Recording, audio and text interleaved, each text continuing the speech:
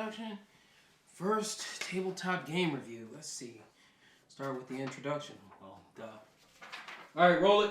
We're already. Let's get it action. Countdown. Yeah, we already counted down. What? Yeah, we counted down. We told you. You didn't count down. Yes, earlier. we did. We told you before. So we it's counted already down. Going? Yes, it's been going. Man, you. Yeah. Well, make sure you cut this part. Yeah, sure. We'll cut. All right.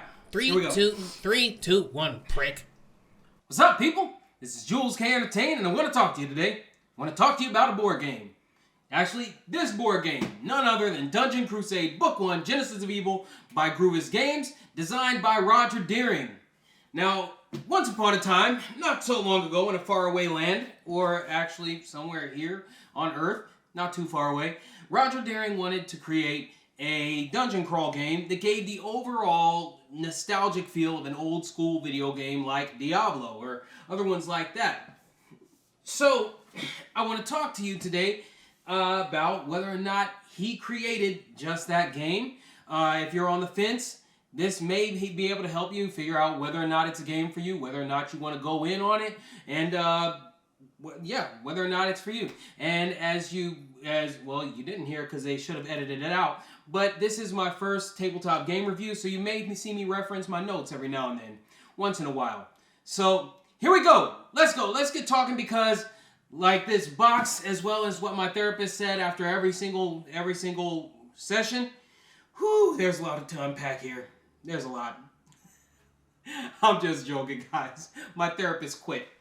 I'm joking again. Okay, let's get off the therapist jokes. All right. So, first thing we want to tackle, components. Everything that comes in this box we're going to talk about right quick, and I'm going to try to make this quick so it's not too long because I can honestly talk about pretty much any game I own and have played for, a good hour, 45 minutes. I know because I did it in the car earlier when practicing. Okay, let's get back to this. Now, this box, 12 by 12 by 4. Okay? 4 is the height, 12 by 12 since it's a square box. And this box is absolutely packed.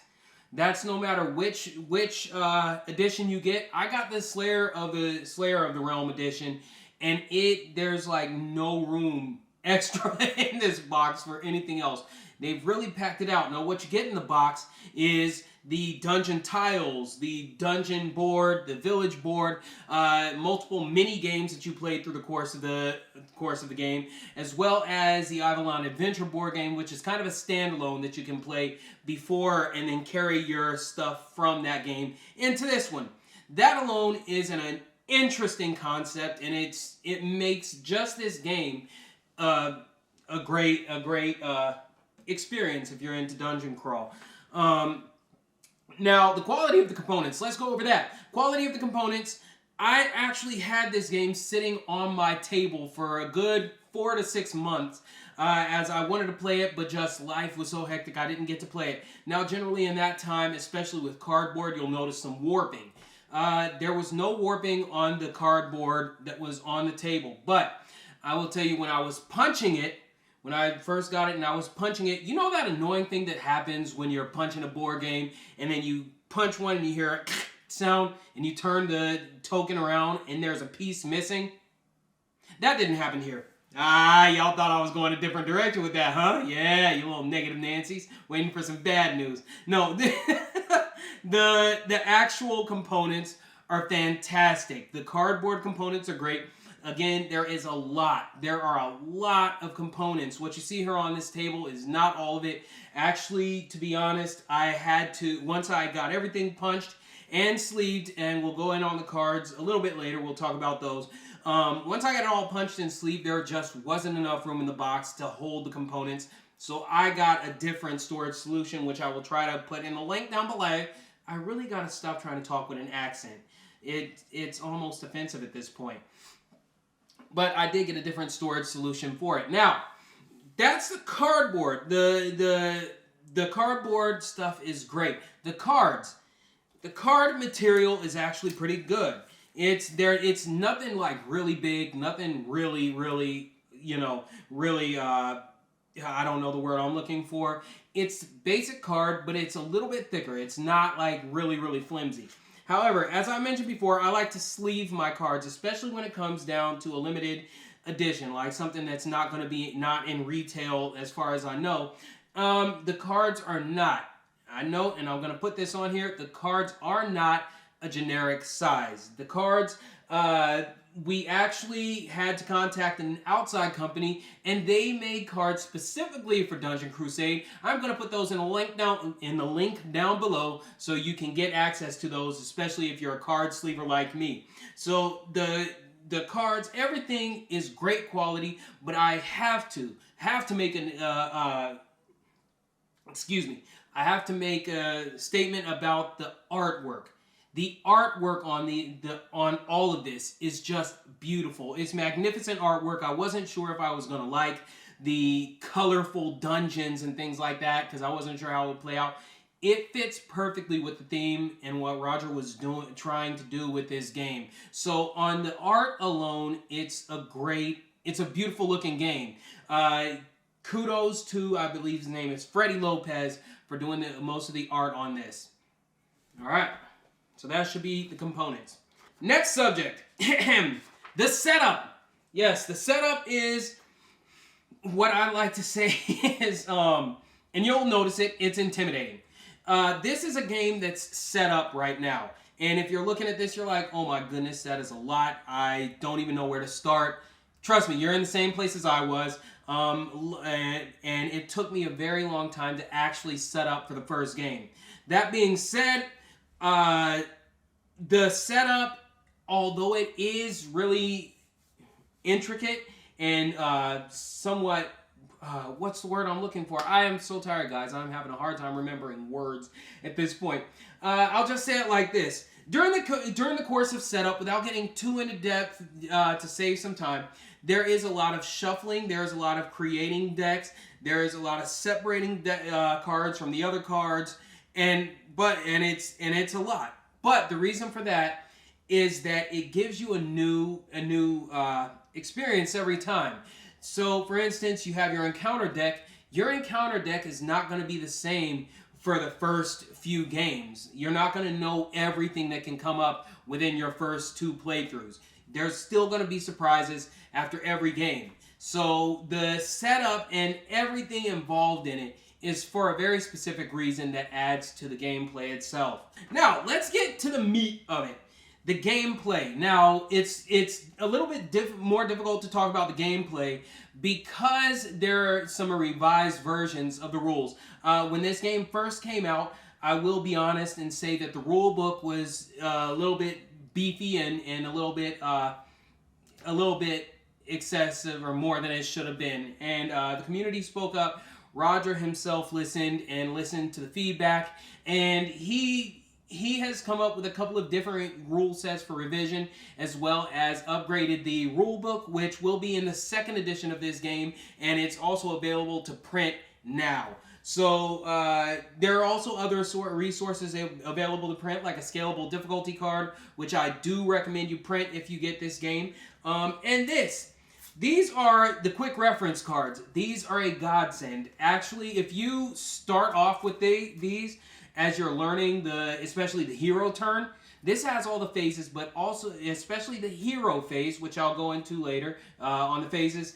The quick reference cards are a godsend. Make sure you're using that. Now, what is this game? Because this is where you're going to find out whether or not you want to go in on this game, whether you want to get it, or whether it's going to get to the table if you do get it. Do you want this beautiful looking game, or is it just going to sit in the box? This is where we're going to go over the gameplay and what you came here to see. Yeah, I dramatized that mess. All right, so in its simplest form, the game is played over a series of quests, leveling up each time you finish the main quest, the side quest, and the Kill the Guardian quest. Now, once you finish each quest, you go back to the village to get, new spells or new abilities, new loot. You can go and buy a mercenary, different things like that, depending on which game set you're playing. Because this came out, and I'm sorry, I'm kind of bouncing back and forth. When the game first came out, it was a game for a solo player or to play 6 characters. people said it was quite a bit excessive. So Rodger Daring, one of the things he changed, or not changed, but added on, was a solo Crusader mode. Me personally, I play the solo Crusader for the time being until I'm better familiar with the game. Solo Crusader allows you to play as one, and then you can buy a mercenary to go in the dungeon with you, along with your trusty dog Albus.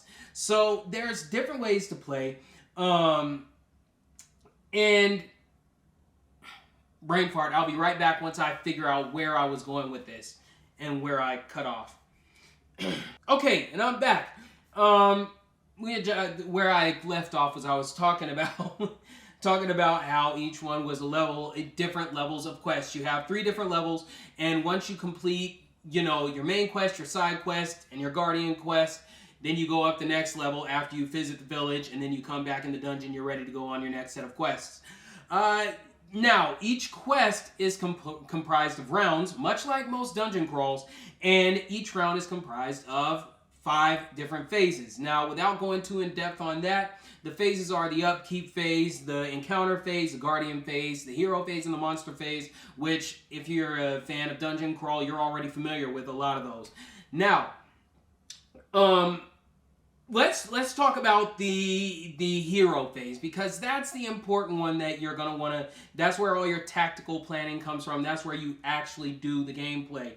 Now, this uses a system of initiative tokens and things like that to decide who's going to go first. You have to plan out who's going to go when and things like that before you start that round. And you can choose when to do that.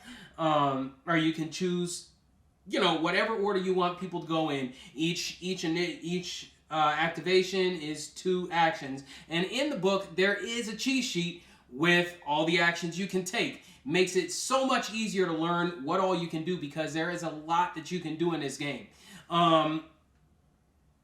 Be right back. All right, I'm back. So there's a lot you can do in this game. This game, as you're playing it, it does have a way of kind of dragging you in and making you really feel like it's part of it. You can go, you can pick locks, you can search for secret rooms, you can do battle with monsters, you can have your dog go out to the village to retrieve something for you. There's a lot you can do in this game, and it adds a lot of replayability to it. Now, I will say that, I had another brain fart, and I had to come right back. Now, where this game really shines is in not where it shines, but what makes this game very, very unique is the Monster Patrol route system. Okay, and you can't see it right here, but it makes it where you can't tell where the monsters are going to go very next turn or anything like that. So when you're planning it, it really does give a randomization. And basically the way it works, you're going to take your dice, you're going to roll them, and once these monsters move, they move along this set of colored footprints that are on the board. Now, once you get to a certain point, you roll the dice, and that determines where the monsters are going to go next. Unless they spot you, then they take kind of a predetermined route to get out of the dungeon to where they can go and cause some terror in the town. So that's how the patrol works, and it's an awesome factor of this game. There we go. We didn't even talk about the combat. The combat system. In the original version, the combat system was a little bit tedious, and I think I played 1 or 2 rounds with that system, but I had the privilege of playing the game on a live stream with Rodger Daring kind of walking me through some things, and the revised combat is so easy. It's basically, you roll your dice, if you hit, they take hit points, if you miss, you take some hit points, and that's pretty much how the battle goes. Back and forth. You have means of escaping if you want to try. There's so much that's in that simple combat. It's phenomenal. All right, went over the combat, original versus revised. Okay, so yeah, and I already talked about that too. Hey, we're on a roll, guys. We're on a roll. So I believe that's pretty much all I wanted to talk about. This is a condensed version, and maybe when the second edition comes out, or possibly later, I will go more in depth on this game or do a how to play video. But for now, excuse me. Oh, that was, yeah. But at the time of this recording, there's only 6 days to get in on the Pledge Manager. There about 6 days. It's supposed to close at the end of this month, at the end of November. So there's about 6 days at the time of this recording. As I just said, I am repeating myself. I'm tired. It's a problem. So I wanted to get this out to help somebody make a decision if they were on the fence about whether or not they want to get this game. For you, this may not be the game for you. It's, it is, again, very intimidating to look at, which I don't necessarily see as a bad thing. Now, if I were to ask to grade this game, I would personally give this game a 9 out of 10. It definitely beat out my top game, my top dungeon crawl, which was Sword and Sorcery. I feel like it's just as immersive as Sword and Sorcery, but the rule set isn't as intense, I guess you could say. And it's a lot less of flipping through books and things like that. And for this game, it's awesome. And I do believe I already mentioned the art on this game, but the standees, I love the fact that we went with standees on this game. And by we, I mean, Rodger Daring, but the community, really backed them up on the standees. And I love standees for this particular game. I feel like it plays well into the theme. So that's my overall review of it. I feel like there's probably things I've missed. Check out the description and the links down below. It's a bad habit, guys. Please forgive me. Check out the description and links down below for different things regarding this game. Oh, yes, that's it. If you already have the first edition, you just haven't gotten it out to the table for whatever reason, I highly recommend that you go ahead and order the upgrade pack through the Pledge Manager, which brings it up to 2nd edition. You would be getting a full color map of Avalon, the newly revised rulebook, the scalable difficulty reference card, and a few replacement cards for your game. Also, the new Mercenary Camp mini board and the Tavern Task card. Yeah, we're going for a poorly dubbed martial arts film with this one. Mostly because I said the wrong stuff, and I don't want to get blamed when you guys order it, and it's not what it's supposed to be. Oh, here we go. I believe that should be it for my review or my first tabletop review of Dungeon Crusade board game, and sorry, this is going to be a little bit longer. I have to say this. Rodger Daring is one of the most amazing tabletop game designers out there. The way he reaches out to the community, if you ask him a question, he will give you a paragraph of information because he wants you to enjoy and completely understand what's going on, the processes, what's at work. And he's, like I said, he's been very involved in the community. Rodger Daring, you've created probably my favorite dungeon crawl game, and I can't wait to start getting more into it to where I can just play 6 players or invite my friends over to enjoy it with me. So hats off to Rodger Daring. Y'all, if you like this video, please like, comment, subscribe, whatever you do. And be safe, be cool, and check out the Pledge Manager. All right? Until next time, this has been Jules K. Entertain at the table, at the game table.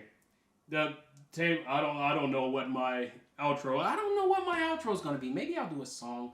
I think a song would work well. Yeah, it's gonna be like Jules K at the table, Jules K at the table. Oh, Jules K at the table. Insert logo here if I have a logo, but this is definitely. Oh, Jules K at the table. Oh, Jules K at the table.